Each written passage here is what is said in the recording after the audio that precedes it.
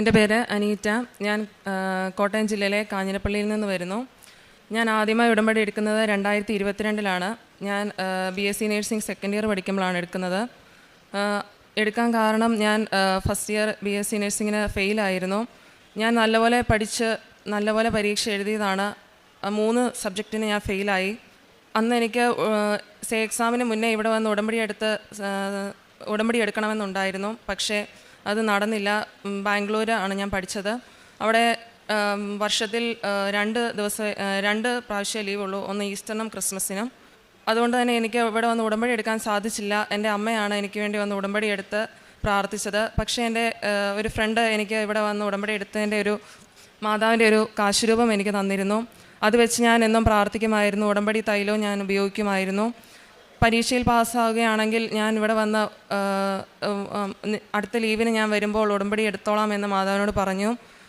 ഞാൻ ഞായറാഴ്ചകളിൽ ഫോൺ കിട്ടുമ്പോൾ യൂട്യൂബിലെ വീഡിയോസും പ്രത്യക്ഷീകരണ പ്രാർത്ഥനയൊക്കെ ചൊല്ലുമായിരുന്നു. ഞാൻ നല്ലപോലെ പഠിച്ച ഒരു എക്സാമാണ്. ഒരുപാട് സമയം ഇരുന്ന് പഠിച്ചു. വെളുപ്പിനെ 3 മണിക്കൊക്കെ കണ്ടിന്യൂസ് രാത്രി 3 മണി വരെയൊക്കെ ഇരുന്ന് പഠിച്ച എക്സാമാണ്.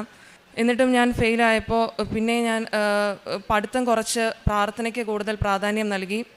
അങ്ങനെ റിസൾട്ട് വന്നപ്പോൾ ഞാൻ പാസ്സായി. ശരിക്കും ഞാൻ ആദ്യം എഴുതിയതിൻ്റെ അത്രയും പോലും എക്സാമിൽ ഞാൻ എഴുതിയിട്ടില്ല. പല ക്വസ്റ്റ്യൻസിനും എനിക്ക് ആൻസർ ചെയ്യാൻ പോലും സമയം കിട്ടിയില്ല.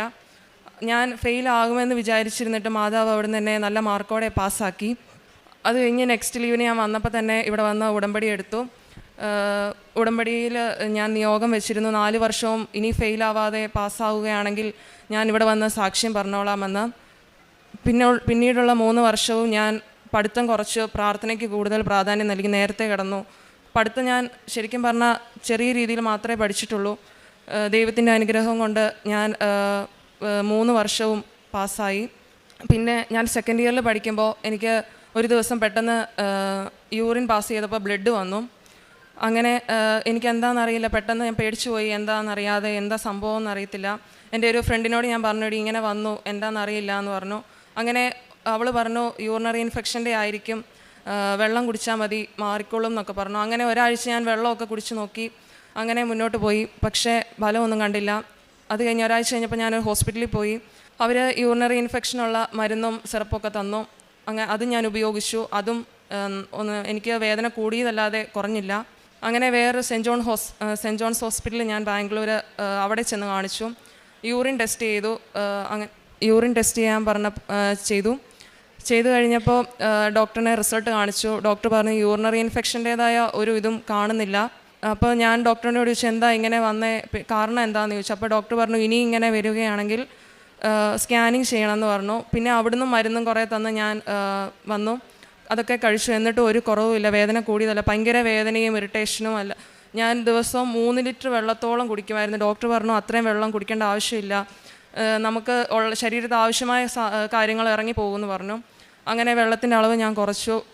ഒരു ദിവസം ഞാൻ മിസ് ക്ലാസ് എടുത്തുകൊണ്ടിരിക്കുകയാണ്. ആ സമയം ഞാൻ എൻ്റെ കൂട്ടുകാർ തന്ന ഉടമ്പടി കാശുരൂപം കൊന്തയിൽ ഞാൻ ഇട്ടിട്ടുണ്ട്.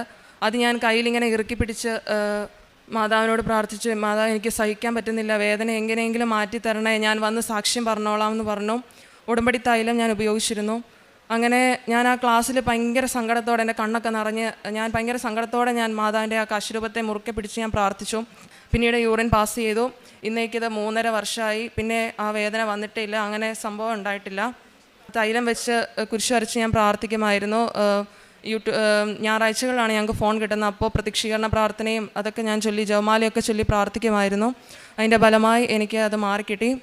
പിന്നീട് ഞങ്ങളുടെ കുറച്ച് സ്ഥലം വിൽക്കാൻ ഭയങ്കര ബുദ്ധിമുട്ടായിരുന്നു. ഒരു കയറ്റപ്രദേശമായിരുന്നു. അതുകൊണ്ട് ആരും സ്ഥലത്തിന് വലിയ വിലയൊന്നും പറയുന്നില്ല. പറയുന്നവരൊക്കെ തന്നെ ഭയങ്കര നഷ്ടത്തിൽ, നമുക്കതിൽ കൊടുക്കാനും പറ്റത്തില്ല. അങ്ങനെ കുറേ നാളിങ്ങനെ വിൽക്കാൻ നോക്കിയിട്ടും സാധിക്കുന്നില്ലാതെയായി. അപ്പോൾ ഞങ്ങളവിടെ പറമ്പിൽ ചെന്ന് ഉടമ്പടി ഉപ്പും വിശ്വാസ പ്രമാണവും ചൊല്ലി പ്രാർത്ഥിച്ചതിൻ്റെ ഫലമായി പെട്ടെന്ന് തന്നെ സ്ഥലം വിൽക്കാൻ സാധിച്ചു.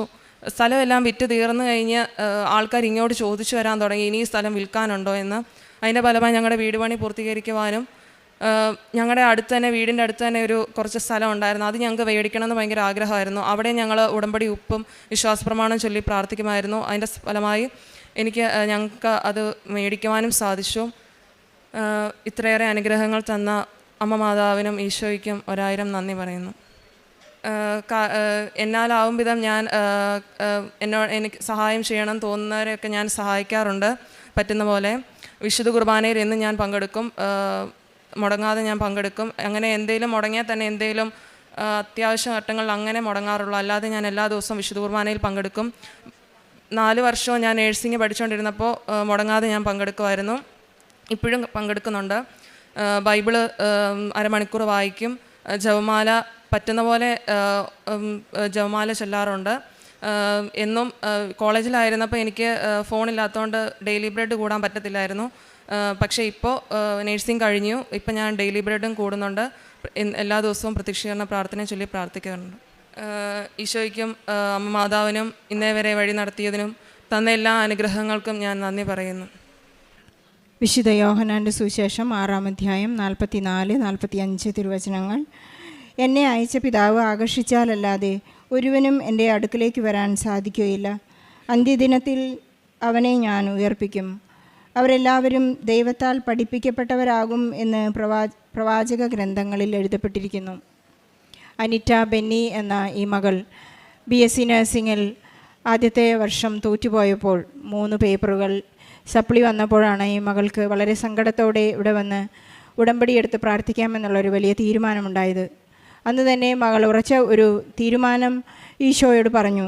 ഞാൻ 4 വർഷവും തോൽവി കൂടാതെ ജയിക്കുകയാണെങ്കിൽ സത്യമായി ഞാൻ ഇവിടെ വന്ന് അവിടത്തേക്ക് വേണ്ടി അവിടെ വിശ്വാസ പ്രഖ്യാപനം നടത്തുകയും സാക്ഷ്യം ഏറ്റുപറയുകയും ചെയ്യാമെന്ന്. അത് പറഞ്ഞത് കൂടാതെ തന്നെ ആഴ്ചയിലൊരിക്കലാണ് ഈ മകൾക്ക് ഫോൺ കയ്യിൽ കിട്ടുന്നത്.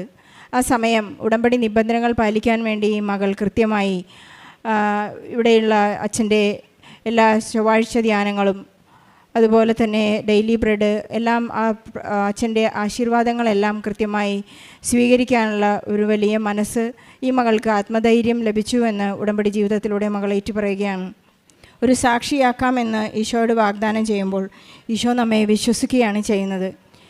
ദൈവം വാഗ്ദാനങ്ങളിൽ വിശ്വസ്തനായിരിക്കുന്നത് പോലെ എന്നോട് ഉടമ്പടി ചെയ്യുന്നവരും വിശ്വസ്തരായിരിക്കുമെന്ന് ദൈവം അന്ധമായി നമ്മളിൽ വിശ്വസിക്കുന്ന ഒരു വലിയ കാഴ്ചയാണ് നാം ഈ ഉടമ്പടി സാക്ഷ്യങ്ങളിലൂടെ കേട്ടുകൊണ്ടിരിക്കുന്നതും കണ്ടുകൊണ്ടിരിക്കുന്നതും. അനീറ്റ ബെന്നി പറഞ്ഞ വാക്ക് പാലിക്കുകയാണ്. ഞാൻ അവിടത്തോടു കൂടിയായിരിക്കും. അവിടുന്ന് ആനന്ദത്തിൻ്റെ പൂർണ്ണതയാണ്. ഈശോ എന്ന് പറയുന്നത് നമ്മുടെ ജീവിത പ്രശ്നങ്ങളിലെല്ലാം അവിടുന്ന് ഇടപെടുന്നു. പരിശുദ്ധ അമ്മയുടെ മധ്യസ്ഥതയിലൂടെ നമ്മുടെ എല്ലാ കാര്യങ്ങളും മനോഹരമായി ഭംഗിയായി അഥവാ ചാലഞ്ചസ് ഉണ്ടെങ്കിൽ തന്നെ അതിനെ ഫേസ് ചെയ്യാനുള്ള ശക്തി നമുക്ക് നൽകുന്നു. പരിശുദ്ധാത്മാവിൻ്റെ അഭിഷേകം നമുക്ക് ലഭിക്കുന്നു. അവിടെയാണ് ആനന്ദത്തിൻ്റെ പൂർണ്ണത എന്ന് ബഹുമാനപ്പെട്ട ജോസഫ് അച്ഛൻ നമ്മെ പഠിപ്പിക്കുന്നത്. അതിലൊരു ശാശ്വതമായ സന്തോഷമുണ്ട്. തന്നെ ആരെല്ലാം ഒറ്റപ്പെടുത്തിയാലും കുറ്റപ്പെടുത്തിയാലും എൻ്റെ ദൈവം എന്നോട് കൂടെയുണ്ട്. പരിശുദ്ധ അമ്മ എൻ്റെ കൈപിടിച്ച് നടത്തും. അമ്മ സഞ്ചാരി മാതാവാണ്. ഞാൻ പരീക്ഷയ്ക്ക് പോയാലും എനിക്ക് രോഗാവസ്ഥകൾ വന്നാലും എല്ലാം എൻ്റെ അമ്മ എൻ്റെ കൂടെയുണ്ട് എന്ന് നമുക്ക് ഉറപ്പ് നൽകുന്നതാണ് ഉടൻ പരിഹാരം നൽകുന്ന ഈ പ്രാർത്ഥനാ പദ്ധതി. അനീറ്റ ബെന്നിക്കും സംഭവിച്ചത് തന്നെയാണ്. തൻ്റെ യോഗ്യതയാലല്ല, തൻ്റെ കഴിവുകൊണ്ടല്ല, ഒരു ദൈവത്തിൻ്റെ കൃപ കൊണ്ട് മാത്രമാണ് ഞാൻ ഈ 4 വർഷവും തോൽവി കൂടാതെ പരീക്ഷയിൽ ജയിക്കാൻ സാധിച്ചത് എന്ന് ഏറ്റുപറയുന്നു. ക്രിസ്തീയ ആത്മീയതയിൽ വളർന്നു എന്നറിയാൻ ഈ മകൾ ചെക്ക് ചെയ്യുന്നുണ്ട്. അത് എനിക്ക് സാധിക്കുമോ, എൻ്റെ ജീവിതം മുന്നോട്ട് വയ്ക്കുമ്പോൾ എനിക്ക് ഇനിയും ഇതിൽ തുടരാൻ സാധിക്കുമോ എന്നെല്ലാം ചെക്ക് ചെയ്യുന്നത് എപ്പോഴും എല്ലാ ദിവസവും ദിവ്യബലിയിൽ പങ്കെടുക്കുന്നു എന്നുള്ള ഒരു വലിയ തീരുമാനമാണ്.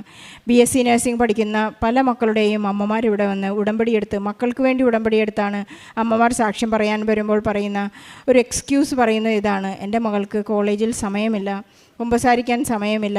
പക്ഷേ അവർ കൃത്യമായി സിനിമ കാണുകയും സീരിയൽ കാണുകയും അവിടെ ഷോപ്പിംഗ് നടക്കുകയും ബാങ്കിൽ പോകണം, ഇങ്ങനെയുള്ള എല്ലാ കാര്യങ്ങൾക്കെല്ലാം സമയമുണ്ട്. പക്ഷേ ദൈവത്തിൻ്റെ കാര്യങ്ങൾക്ക് വേണ്ടി, ഒരു ആത്മീയ കാര്യങ്ങൾക്ക് വേണ്ടി ഒരല്പം സമയം മാറ്റിവെക്കാൻ മാതാപിതാക്കൾ തന്നെ ഒരു എക്സ്ക്യൂസ് പറയുന്നതായിട്ടാണ് നാം കാണുന്നത്. പക്ഷേ ഈ മകൾ പറയുന്നത്, എനിക്ക് എല്ലാ ദിവസവും 4 വർഷം ദിവ്യബലിയിൽ പങ്കെടുക്കാൻ സാധിച്ചു എന്ന് പറയുന്നത് ഒരു വലിയ തീരുമാനമാണ്. എനിക്ക് ഈശോയുമായുള്ള അത്രമാത്രം ബന്ധമുണ്ട് എന്ന് ഏറ്റുപറയാൻ ഈ മകൾക്ക് ധൈര്യം വരുന്നത് ദിവ്യബലിയിലാണ്.